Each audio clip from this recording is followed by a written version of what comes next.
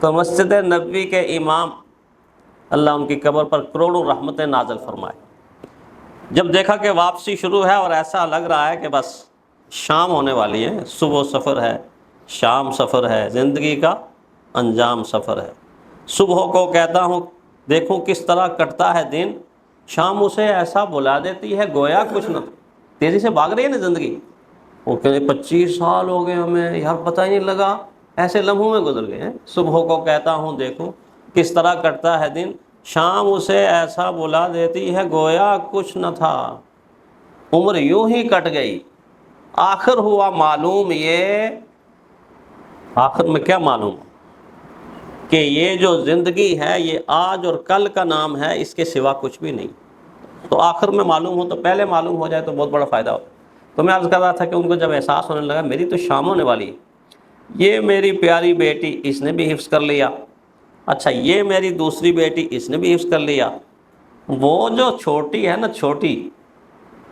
جس سے مجھے سب سے زیادہ پیار ہے، یہ قدرتی نیچرلی ایک فطرت ہوتی ہے بندے کی کہ چھوٹا بچہ جو ہوتا ہے نا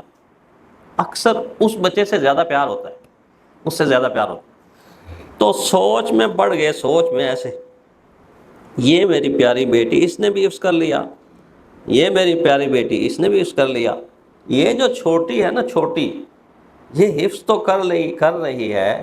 لیکن ابھی تو قرآن حکیم کافی سارا رہتا ہے، اور ادھر مجھے لگتا ہے کہ میری زندگی کی شام ہونے والی، میری زندگی کی شام ہونے والی۔ تو بس یہ احساس پیدا ہوا، اپنے گھر سے اٹھے، اپنی لاٹھی لی، آہستہ آہستہ چلتے چلتے اللہ کے نبی کے روضے کے قریب مسجد نبی میں جا کے بیٹھ، اور بیٹھنے کے بعد کیا کہا، کیا گفتگو کی اللہ تعالیٰ کی ذات سے۔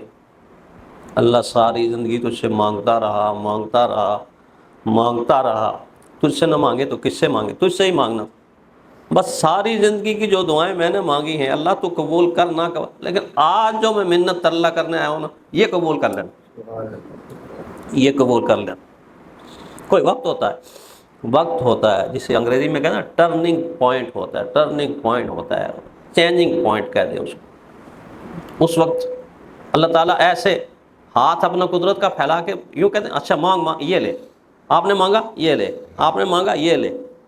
بس یہ کہا اللہ سے، اللہ ایک دعا کرنا چاہتا ہوں، ایک التجا کرنا چاہتا ہوں کہ جب تک میری یہ بیٹی قرآن مکمل نہ کرے اس وقت تک مجھے زندگی دے دے۔ آپ کو پتہ ہے زندگی تو طے شدہ ہے، لیکن اللہ کی تقدیر ہے، اللہ قادر ہے، اللہ بدلنے پہ قادر ہے، اس کو کون پوچھ سکتا ہے۔ لکھا ہے کہ جس دن ظہر کو بیٹی کا مکمل ہوا، عشاء کی نماز میں ان کا انتقال، ظہر کو بیٹی نے مکمل کیا اور عشاء کی نماز میں انتقال۔ کتنی تمنا تھی، کتنی شوق تھا،